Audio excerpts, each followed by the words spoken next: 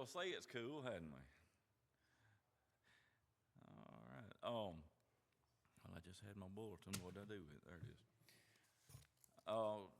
Going to go ahead and make a few announcements. We got the Watchman meets at 6:30 on Tuesday night. It'll be the 18th. The ladies' Bible study at 6:30 on the 25th, and we're having a fifth Sunday dinner on the grounds and singing. Going to omit the 9 o'clock worship service. That'll be on the 30th. So plan to get something ready and be ready to sing and whatever you would like to do that day. We have Brother John and them out on vacation this week, so we're glad to have Brother Chris going to be filling in this morning. Looking forward to that. And then also Brother Chris Ledge will be preaching the 10:45 service. Do we have any announcements that we need to bring before the church this morning? Anything at all? All right, any prayer request this morning? Anyone at all? Miss Betty texted me real early this morning, Ray Spice. Okay. She sent me a picture. She's got a real big sore that's popped up on her foot, and she said she's in a lot of pain. She's waiting to go to the doctor. She's not doing well. Okay, good. We'll lift her up in our prayers this morning. Okay. Anyone else? Got a lot of folks out traveling today, so keep them in our prayers. Vacation times and different things, so remember them. All right, anyone else? If you would, let's stand. Brother David, would you lead us in prayer this morning?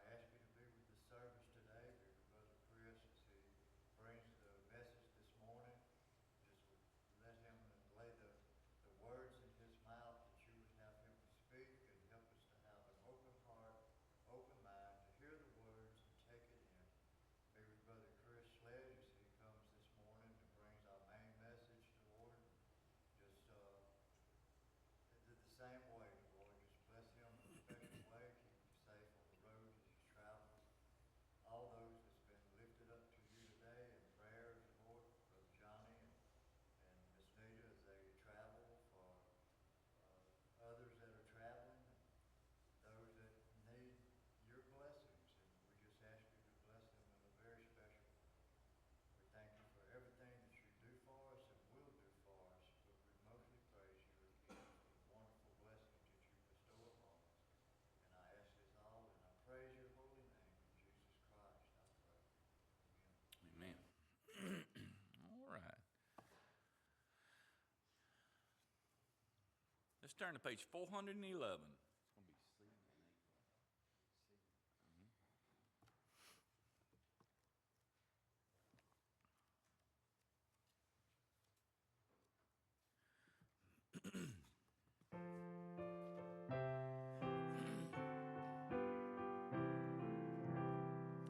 Serve the Lord with gladness in our works and ways.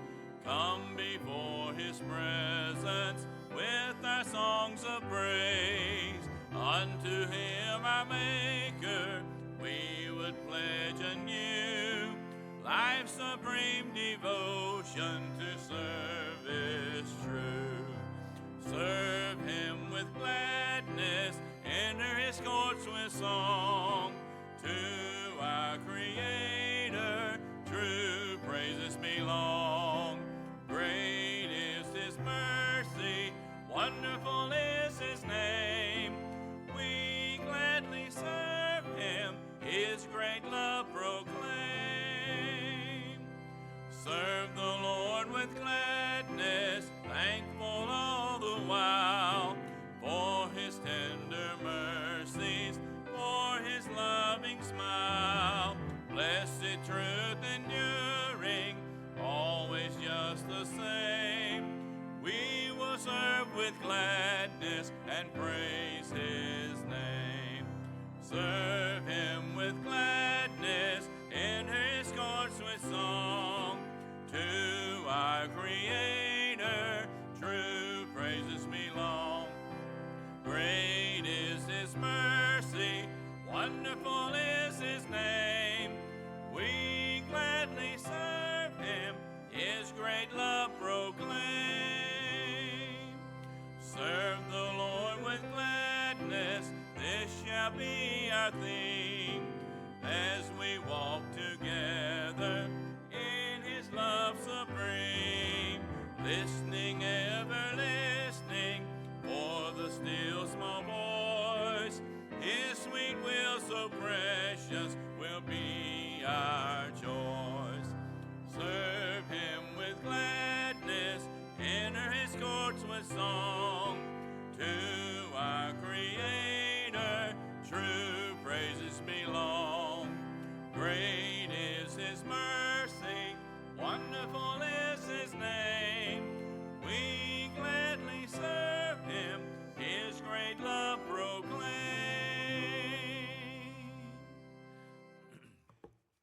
And now let's turn to 503. 503.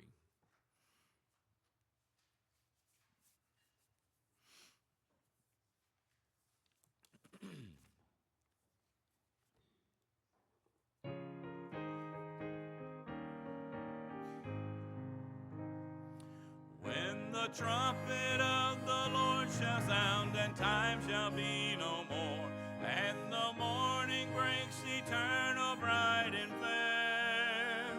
When the saved of earth shall gather over on the other shore, and the roll is called up yonder, I'll be there. When the roll is called up yonder, when the roll is called up yonder, when the roll is called up yonder, when the roll is called up yonder, I'll be there. On that bright and cloudless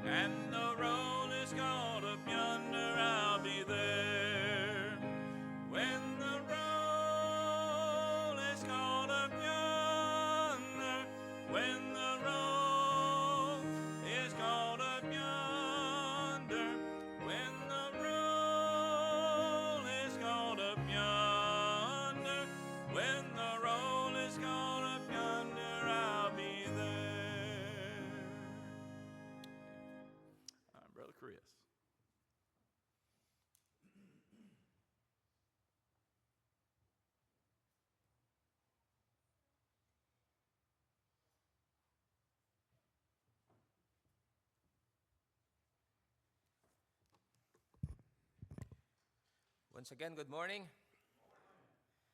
Good to see everybody here, and I hope you have a good morning. And I'm so thankful for this opportunity again and privilege to bring the Word of God this morning.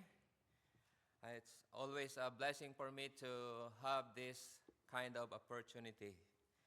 All right, so if you have your Bible with you, I would like to invite you to open with me in the book of Ephesians. Ephesians chapter 2, verses 4 to 7. That will be our text this morning. We will look at and study that. And we will try to look for the truth and then apply it into our personal life. Ephesians chapter 2, verses 4 to 7. And the title of this message, Made Alive with Christ. So if you look at verses 1 to 3 of this chapter, it describes our spiritual condition as human being. It describes our predicament as sinful human being, which is the context of this passage that we are going to look at this morning. Verses 1 to 3, they describe us as being dead in sin, as being spiritually dead, as being under the just condemnation or condemning judgment of God, as deserving the penalty for our sins, as being by nature children of wrath. It also describes us as people who, by instinct, are indulging the desires of the flesh and walking in the way of the world. And this is the reality of all human individual. This is the condition of all human individual that the Apostle Paul paints here. Not only the people in Ephesus, or for Jewish Christian in Ephesus, or for Gentile Christian in Ephesus, but the Apostle Paul makes it clear that this is in fact the condition of every human, every man, every woman, every boys and girls in this world. Every human being, apart from Jesus Christ, is under the condemning judgment of God. And that is our spiritual condition. And in that circumstance, we need to ask the question, where does our hope come from? No? Where does our hope comes from? We look around us, we look around the world, and we see the fallen world. We see the effects of sin in this fallen world. And we see the misery experienced by millions of our fellow human beings. The question is, where does our hope comes from? So together this morning, we will look at the answer to that question in the passage that we're going to study this morning. So his answer began with the two simple but powerful words. We see that in verse 4. But God. No? But God. So in that verse, you can see there the movement of the passage. From death under the judgment of God for our sin, then to life in Jesus Christ. So before we continue, let us come to the Lord in prayer. Our God and Father, we are so thankful, Lord God, for bringing us this morning. Thank you for giving us the strength to come here and worship you in spirit and in truth. We thank you, O God, for your word. We thank you that your word is the truth. And we thank you that this truth is very practical, that you mean it for men and women, for boys and girls, that you meant it to build us up in grace, that you mean it to guide us in life,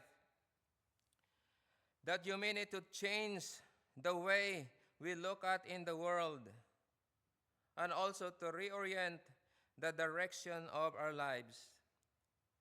That you meant it, O God, to equip us of every good gift, so that by your word we will be encouraged. We pray, Lord God, that you will help us to respond according to what you are teaching in your word this morning. We ask all these things in Christ's name. Amen. Let us read our text this morning, verses 4 to 7, Ephesians chapter 2. The Bible says, "But God, who is rich in mercy, for his great love wherewith he loved us, even when we were dead in sins, hath quickened us together with Christ. By grace ye are saved, and hath raised us up together, and made us sit together in heavenly places in Christ Jesus, that in the ages to come he might show the exceeding riches of his grace in his kindness toward us through Jesus Christ." And thus end the reading of God's holy, inspired, and inerrant word. So, brothers and sisters, this morning, the word of God is very clear that all men and women, apart from Jesus Christ, are dead in trespasses and sins, deserve to be condemned for those sins, and are walking according to the course of this world, not walking in the way of righteousness, not walking with God, but walking in conformity with this world, and our nature, children of wrath. And in this very bad condition of humanity, the question is, where does our hope come from? And the Apostle Paul begins to tell us where that hope comes from. He tells us by starting saying with these two words, "but God." So he described our situation in verses 1 to 3, and then in verses 4 to 7, beginning with those words, "but God," he points our only hope. He points us to our only hope. And that's what we are going to study this morning. We will look at the answer to that question, where our hope of help come from. So number one, that we can learn from this passage is the direction of our help. No? The direction of our help. So again, if you look at the verses 1 to 3, Paul is showing our human condition. That if you don't believe in the Lord Jesus Christ, if you don't put your faith in the Lord Jesus Christ, we are, or you are, dead in trespasses and sin. According to the Word of God, by nature you are children of wrath, walking according to the course of this world, and then under the dominion of Satan, dominated by the world, the flesh, and the devil. And that is the picture of us before we believe in the Lord Jesus Christ. That is the picture of you if you don't believe in the Lord Jesus Christ. Now the question is, and we need to ask this question, where does Paul say our help comes from? In verse 4, he said, "but God." So even when we were dead in transgression, but God. In other words, Paul says your help comes from God. He intervened in our hopeless situation. When we could do nothing else, He came to rescue. He came to our rescue. And the Apostle Paul's message is very important. Because God is telling you that your help does not come from something in you. It does not come from something you contribute in your situation. Your help comes from God. Do you know what statement that makes Benjamin Franklin become famous in America? That statement that make him famous in America, that if you heard that statement, you will remember, oh, that's what Benjamin Franklin said. His famous statement is, God helps those who help themselves. Right? God helps those who help themselves. And it's actually really a memorable statement that expresses a general truth or principles, especially in our Christian life. But you know what? When it comes to our salvation, that is not a good advice. Why? Because if the Bible says we're dead because of our transgression, and in salvation, God helped those who help themselves, where does that leave you? Huh? Still dead. Because the dead can't help themselves. You see, our hope of help does not come from within us, but it comes from God. He is the source of our only hope. We cannot help ourselves in our salvation. But praise God, in His great mercy, He took the initiative and came and rescued us when we could not help ourselves.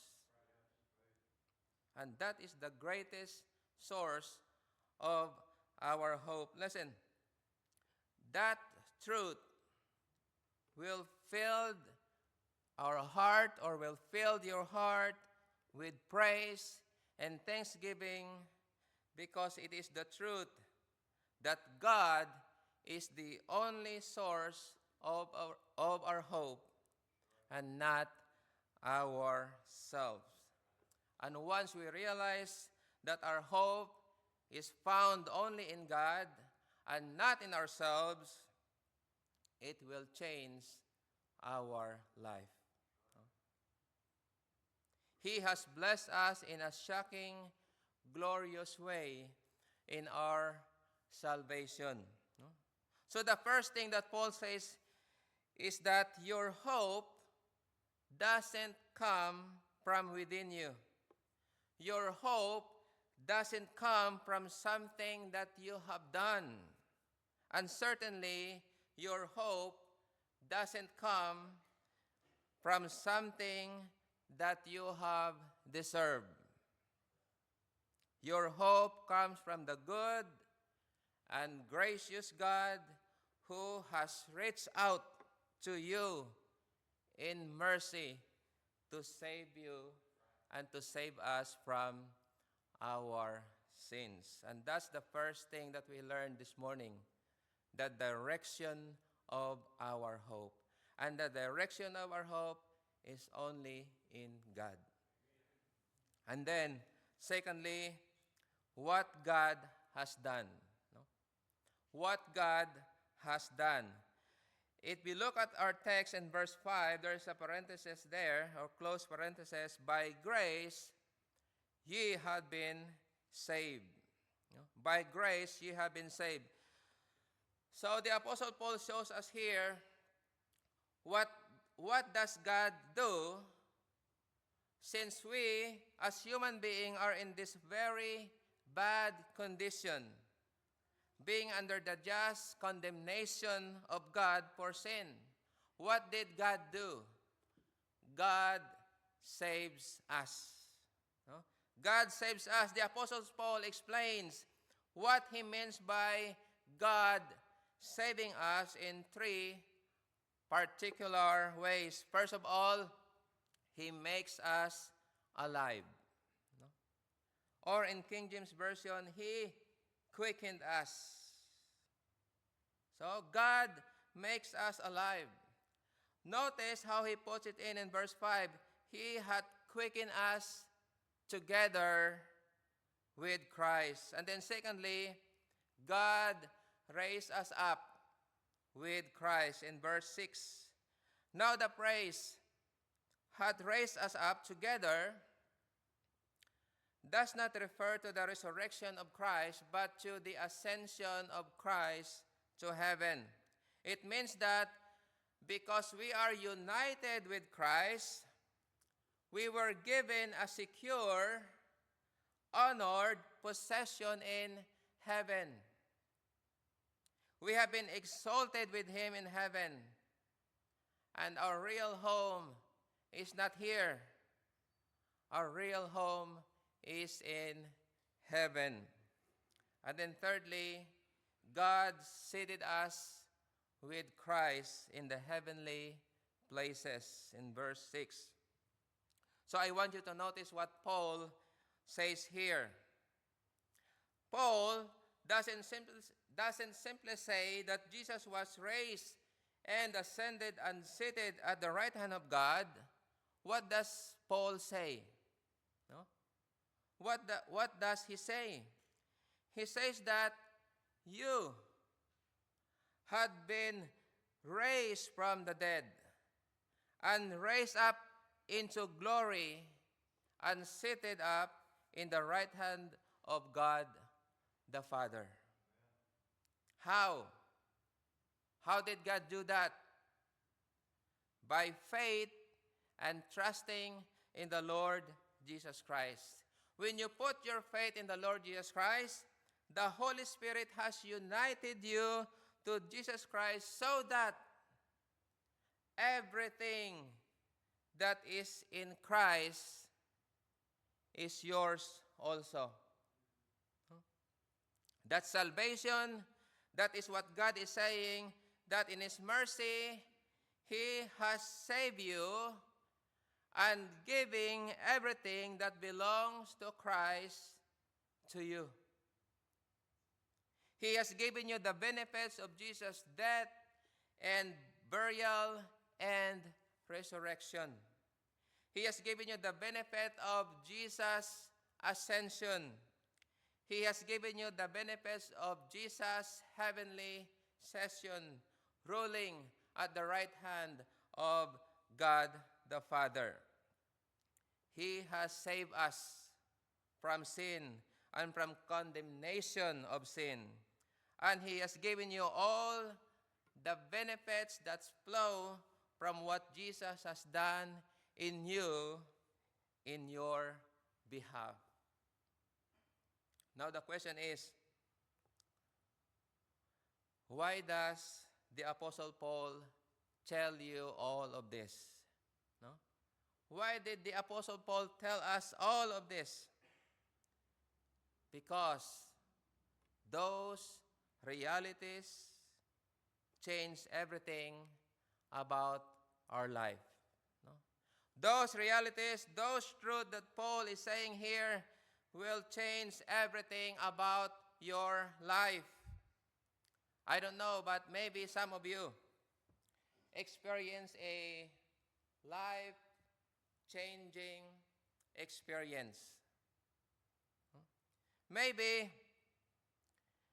you escape from life and death situation via accident or health reason. Or maybe you're one of the survivor of great hurricane or devastating storms like Hurricane Katrina when she hits 2005. And there are so many more life-changing experience. You know what? Those kind of examples, those life-changing examples, in part, has lent something in us, and it affects us, and it defines who you are. And the Apostle Paul knows that there are so many stories just like that among the Ephesian Christians. While he was writing this book of Ephesians, some of the children in Ephesians experienced that their daddy was taken away from them and sent into exile to work in the salt mine. And because he was a believer of Jesus Christ, then the Roman government saw that because you are a believer of the Lord Jesus Christ, you become a threat to the emperor's rule. And these children, they never seen their dad since. And they always wondered, no? They always wondered if they were going to see their daddy again. And Paul knows that there are many stories just like that in the Ephesian church about events that have changed their lives and shape of who they are. And here the Apostle Paul is saying, listen to this, no matter what you've gone through, no matter how demoralizing it may have been, no matter how hard or bitter or painful it may be, no matter how hard it may be, God is telling you through His Word about 3 events that are bigger than those events that define who you are. More important than the geography in which you were born, or the schools that you went to, or the friendship that you have developed, or the vocation that you went to. These 3 things define who you are as a Christian. Number 1, you were raised from the dead in Jesus Christ. Number 2, you were raised up with Christ. And then number 3, you are seated with Christ in the heavenly places even now, if you believe in the Lord Jesus Christ. So the Apostle Paul is saying, those things which Jesus did for you are defining you because you trust in Him for salvation. And because you trust in Him for salvation, His story now becomes the story of your life. His blessings become your blessings. His salvation is for you. And so the Apostle Paul is saying, no matter what is going on in your life right now, that you think defines your life, the Word of God has 3 bigger things that define you as a Christian. You've been raised from the dead with Christ. You're no longer in bondage to sin. You've been raised to freedom of sons. You have ascended in the heavenly places in Jesus Christ. And what does it mean? That means your ultimate victory is absolutely assured in Christ. That is why it is so glorious. Remember what happened to Stephen or Stephen. I always say Stephen. It's Stephen, okay? Remember what happened to Stephen in Acts? He was losing his life on earth.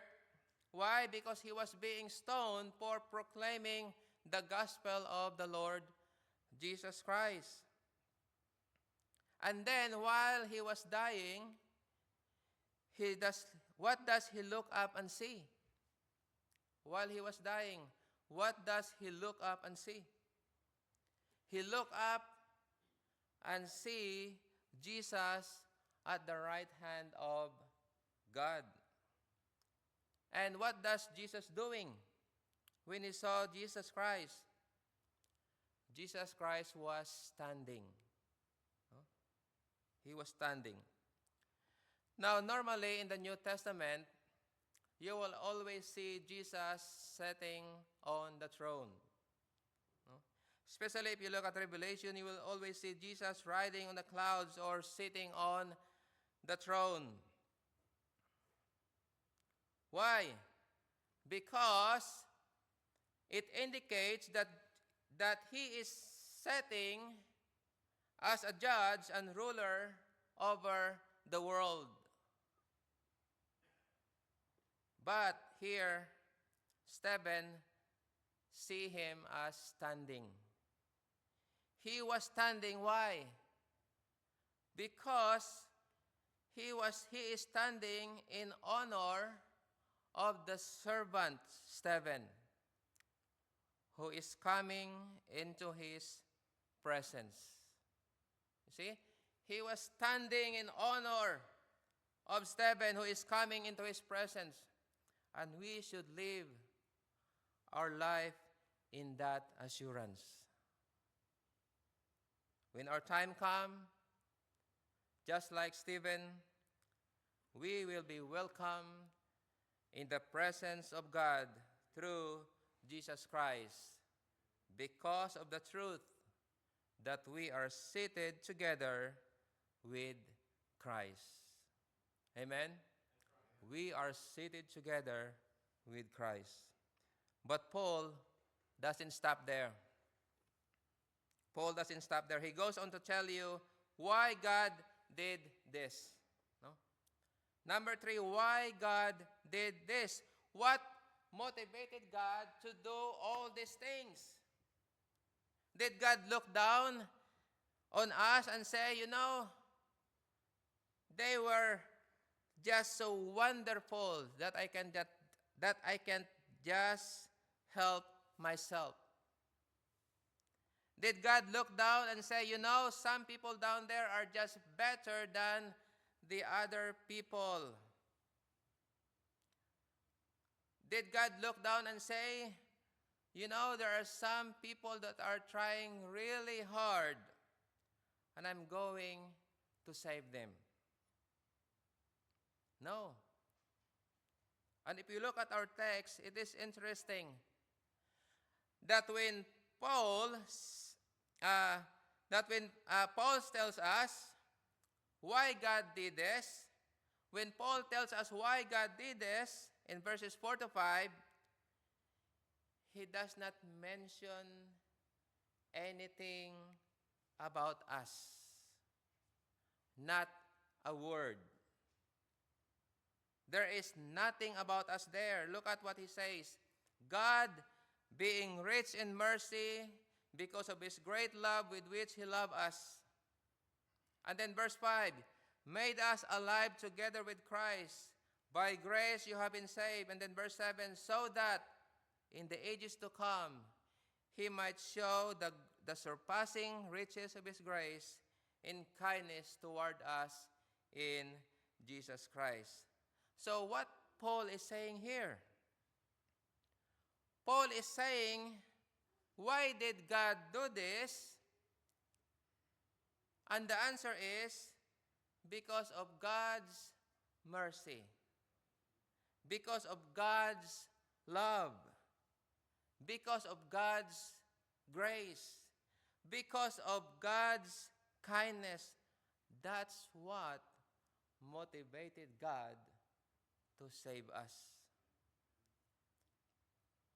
not something in us. Not Him looking down and saying, we're so lovable, I just got to save them. Or we're so worthy, I just got to save them. Or we're trying really, really hard, I just got to save them. No. Because of God's mercy, because of God's grace, because of God's love and kindness. So because of this, God did save us. In other words, these benefits which have been given to us from our salvation are all due not to anything in us, but to God. It's Him reaching us out in mercy, in love, in grace, and kindness. That's the motivation. And that is important, brothers and sisters, this morning. Because if we think that there is something in us that provoke God's love and kindness and forgive us for all our sins, then we will also be able to recognize that something in us could undermine that God's love and kindness and forgiveness of God to us. And the only thing that grounds us or that grounds our assurance is the recognition that God has loved us because He loved us. And so there was nothing in us to evoke that love in the first place. And so also, as we put our faith in Christ, there is nothing that can separate us from the love of God which is in Christ Jesus. And that is our assurance. It's not something that we can lose. It is permanent. It is secure. He reaches out to us in love. We love Him because He first loved us. Just like what John says. And then lastly, God's purpose in doing this. No? God's purpose in doing this. Listen to verse 7. That in the ages to come, He might show the exceeding riches of His grace in His kindness toward us through Jesus Christ. In other words, on the last day, when Satan stand and question God, just like he questioned Job, is God worth living? That's what Satan asked Job. Is God worth living for? Then God will be able to say, look at this multitude that no man can number. None of them here because they deserve it. If it were of them, they would be enduring the condemnation of righteous God. But in them I have displayed my love, my grace, my mercy, my kindness, and they are the evidence that I am worth living for. I am worth everything. Because in them I have displayed my love, my grace, my mercy, and kindness. We, as believers of the Lord Jesus Christ, we are the evidence that God is worth living for. We are the display of God's grace. We are the evidence, the public witness and testimony that God is graceful, that God is merciful. And so, God will be exalted by the display of grace and mercy. And that's what we are. We are the living tokens of His grace and mercy. None of us deserve God's mercy, right? We are living testimony that God is merciful even to sinners just like us. And you know what? If you ask a painter to paint your portrait, and then it comes out that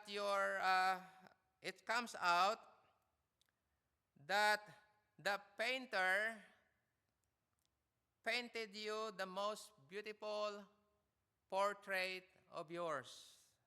No? And then, if you ask people who see your portrait in the painting, they will not question who is that person in the picture. They will ask the question, who painted that picture? Okay? Who painted that portrait? Because the artist had done such wonderful works that would draw attention to itself. In the same way, it's true to all of us. As a believer, we are the beautiful picture of what God is doing in us. God's grace has been manifested to us not so that we become the center of attention and that people are asking, what about that man? What about that woman? What is her name? What is his name? But people will ask, who did that work of grace in him? Who did that work of grace in her? Who saved that man? Who saved that woman? We are the display of His workmanship in salvation. And so the Apostle Paul has pointed us our hope, that our hope is only found in God. He told us what God has done. He saved us. He raised us up from the dead. He caused us to be ascended with Christ and to sit in heavenly places with Him. He done this because of His own love and nothing in us. He's done this for His own glory, so that by His grace we might be the displayed of His manifold grace. So this morning, this is who we are if we believe on the Lord Jesus Christ. Everything that Christ have will be ours also. But if you don't believe in the Lord Jesus Christ, the Bible says you are still under the condemnation of sin. So let's praise God this morning for the wonderful truth that He showed to us in His Word this morning. Let us pray. Our God and Father, we are so thankful, Lord God, for your word this morning. We thank you, Lord God, that when you save us, it is not because of what we have done, but because of your love, mercy, your grace, and kindness. We thank you, Lord God, because you didn't leave us alone. You didn't allow us to suffer the condemnation that due for us. We are not deserving of this. But in spite of us being sinners, in spite of us being dead in our trespasses and sins, you came and rescued us. And we praise you, O God, for all the things that you have done to us. We are not deserving. But Lord, we thank you for your mercy, grace, love, and kindness. O Lord, for those who are here who have not put their faith in the Lord Jesus Christ, I pray, Lord, that they will realize that they needed you badly. That Jesus Christ is the only hope that they have. Oh O Lord, I pray that the Holy Spirit will work in their heart, O God, and they will realize that they need Christ as their Savior. And we ask all these things in Christ's name. Amen. Let's turn to page 354. Let's all stand. 354.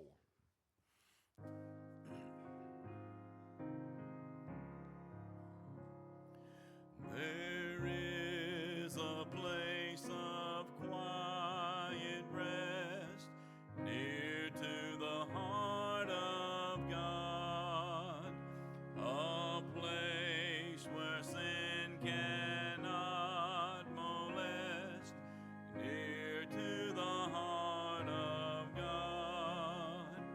Oh, Jesus, blessed Redeemer,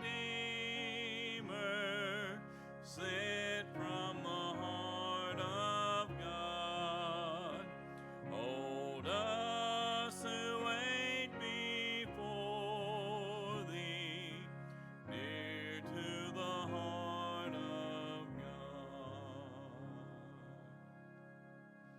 All right.